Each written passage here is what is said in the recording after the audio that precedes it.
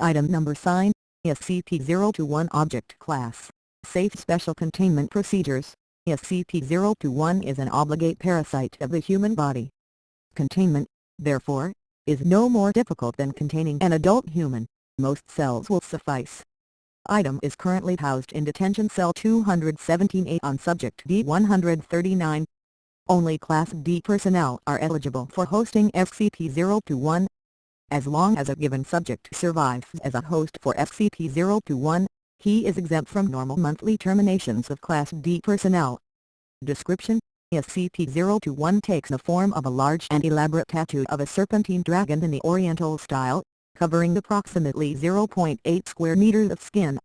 This tattoo is fully animate within the confines of its host's skin and behaves largely as a normal animal would, albeit in only two dimensions. The tattoo's movement causes constant pain to its host, comparable and similar in character to simultaneous tattooing and tattoo removal on a large scale. The organism tends to spend most of its time on and near the torso. SCP-021 displays no intelligence beyond the basic pattern of feeding and locomotion, although actually measuring the intelligence of a two-dimensional life form has proven impossible thus far. SCP-021 appears to feed exclusively on pigments in the host's skin. This can include melanin, in which case the subject appears to be suffering from vitiligo. However, the organism shows a marked preference for other tattoos and will seek out and devour these before resorting to natural pigments. It should be noted that the feeding process itself, beyond the sensation of movement, is painless. Normal tattoo ink simply vanishes as it is eaten. The organism maintains a constant size, and no excretions have been observed. The organism is capable of clearing over 0.6 square meters of skin per hour. One may feed SCP-021 by quickly tattooing fruits or small animals on the host. SCP-021 can be transferred between hosts by various forms of physical contact, with differing rates of success. In the case of successful transfer, the organism simply swims from one person to the other.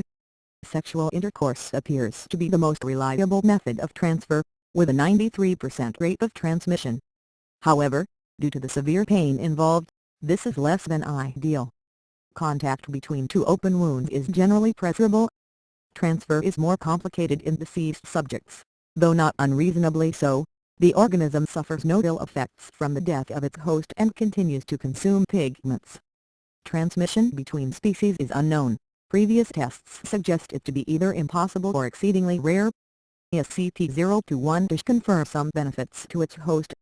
The tattoo has been proven to accelerate the release and reuptake of epinephrine and decrease lactic acid buildup, providing boosts of strength, confidence, and pain tolerance in stressful situations and reducing the usual after-effects of weakness and fatigue.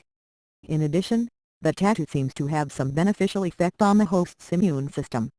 Aggression profiles in hosts are generally higher than average, though whether this is a direct effect of the tattoo or simply a reaction to the constant pain remains to be seen.